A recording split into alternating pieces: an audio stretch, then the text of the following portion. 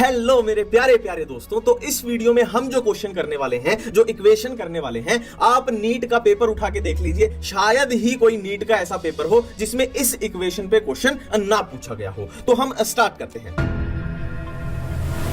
देखो, किसी भी फोटो इलेक्ट्रिक सरफेस पे एनर्जी पड़ी E, ठीक है। अब अपनी इक्वेशन क्या बनती है कि उस एनर्जी का खर्चा कहां कहां होगा। ई नोट तो वो एनर्जी हो गई है ना, थ्रेशोल्ड एनर्जी होगी कि जितनी एनर्जी उस सरफेस से इलेक्ट्रॉन को निकालने में लग जाएगी। अब बाकी की बची हुई एनर्जी किस काम आएगी? जो इलेक्ट्रॉन निकला है उसकी काइनेटिक एनर्जी बनाने के काम आएगी। ये अपनी इक्वेशन है, ठीक है। अब क्या हम इस इक्वेशन को ऐसे लिख सकते हैं कि इस एनर्जी को हम क्या लिख लेते हैं?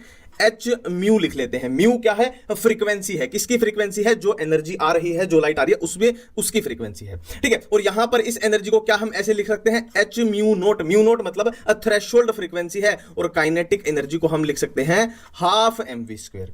और क्या हम इसको ऐसे लिख सकते हैं? म्यू को एच सी ओवर लैम्डा, और इसको क्या हम लिख सकते हैं? H C over lambda naught. Lambda naught यानी थ्रेशोल्ड वेवलेंथ। ये थ्रेशोल्ड एनर्जी, ये थ्रेशोल्ड फ्रीक्वेंसी, ये थ्रेशोल्ड वेवलेंथ हो जाएगी। प्लस ये क्या है अपना? ये इसमें तो भाई कोई चेंज आएगा नहीं, हाफ mv स्क्वायर रहेगा। तो ये अपनी कितनी इक्वेशन बन गई? 3 इक्वेशन बन गई। इन्हीं इक्वेशन पर क्वेश्चन पूछा जाता है। एक प्रीवियस ईयर क्वेश्चन कर लेते हैं। ये क्वेश्चन नीट 2018 में पूछा गया था। इसमें क्या पूछा गया था कि अगर इंसिडेंट लाइट की फ्रीक्वेंसी 2 टाइम्स हो थ्रेशोल्ड फ्रीक्वेंसी के, तो जो निकलने वाला इलेक्ट्रॉन है उसकी वेलोसिटी होगी v1। दूसरी तरफ अगर इंसिडेंट लाइट की फ्रीक्वेंसी 5 टाइम्स हो जाए थ्रेशोल्ड फ्रीक्वेंसी के, तो जो वेलोसिटी होगी वो v2 होगी। तो पूछा क्या क्या है? v1/v2 की अब रेशियो बताओ। इसी टाइप के, देखो इसमें ज्यादा वैरायटी आएगी नहीं क्वेश्चन की। इस इक्वेशन पे इसी टाइप के क्वेश्चन पूछे जाते हैं, ठीक है। तो अपनी इक्वेशन क्या थी भाई? H mu is equal to H mu naught plus half M V square. ये अपनी मेन इक्वेशन थी। अब इसी इक्वेशन को दोनों के लिए लगा दो। देखो यहां पर अगर हम लगाएंगे तो क्या हो जाएगा?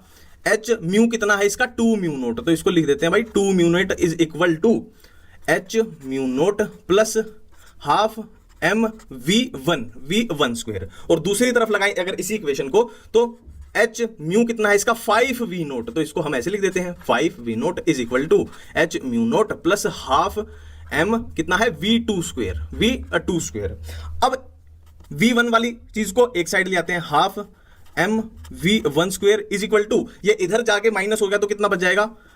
एच म्यू नोट बच जाएगा। इधर बात करें तो देखो हाफ एम v2 स्क्वेयर, तो इधर जाके माइनस होगा तो कितना बच जाएगा? 4h mu naught. अब अपने को चाहिए v1/v2, तो इसको इसके नीचे रख दो। तो क्या होगा? देखो h म्यू नोट कट जाएगा, m से m कट जाएगा, हाफ से हाफ कट जाएगा। तो बच क्या गया कि v1 square upon v2 square. v1 square के आगे 1 बच जाएगा और इसके नीचे क्या है? 4 बच जाएगा। तो अब क्या बच जाएगा? v1/v2 और ये 1/4। आंसर कितना आ जाएगा? 1/2 आंसर आपका आ जाएगा, ठीक है। इसी टाइप के क्वेश्चन है, इसमें बहुत ज्यादा वैरायटी आती नहीं है, ठीक है। ये नीट 2019 का क्वेश्चन है। अब इसमें देखो total energy of electron given है कितनी? -3.4 इलेक्ट्रॉन वोल्ट। और हमसे पूछा क्या गया है? Kinetic energy and potential energy बताओ, ठीक है। अब इस टाइप के क्वेश्चन में यही फॉर्मूला लगाना है। देखो ये फॉर्मूला क्या कहता है? Total energy is equal to minus of kinetic energy is equal to potential energy by 2, ठीक है। अब देखो हमें क्या गिवन है? टोटल एनर्जी गिवन है कितनी? -3.4। तो एक बात तो क्लियर है कि जो काइनेटिक एनर्जी होगी वो टोटल एनर्जी से ऑपोजिट साइन की होगी। मतलब ये माइनस है तो काइनेटिक एनर्जी होगी प्लस, और मैग्नीट्यूड कितना होगा? बिल्कुल इसके बराबर। मतलब काइनेटिक एनर्जी होगी +3.4। अब इसमें देख लो ये ऑप्शन कट गया, ये ऑप्शन कट गया, तो या ये है या ये है। अब पोटेंशियल एनर्जी देख लेते हैं। देखो टोटल एनर्जी हमारे पास कितनी है? -3.4। तो पोटेंशियल एनर्जी भी माइनस के साइन वाली होगी। तो ये प्लस है, ये माइनस है, मतलब सीधा सीधा आंसर ये है, ठीक है। अब नेक्स्ट क्वेश्चन है, नीट 2018 का क्वेश्चन है कि ratio of kinetic energy to total energy, ये हमें बताना है। तो काइनेटिक एनर्जी और टोटल एनर्जी का रेशियो जो होगा, एक बात तो क्लियर है कि मैग्नीट्यूड में 1/1 होगा ना, बिल्कुल मैग्नीट्यूड में इक्वल है, तो 1:1 होगा। तो ये कट गया, ये कट गया। अब साइन की बात करते हैं। देखो ये माइनस चार्ज और इधर प्लस चार्ज, मतलब साइन होंगे ऑपोजिट, तो ये भी कट गया। आंसर है ये।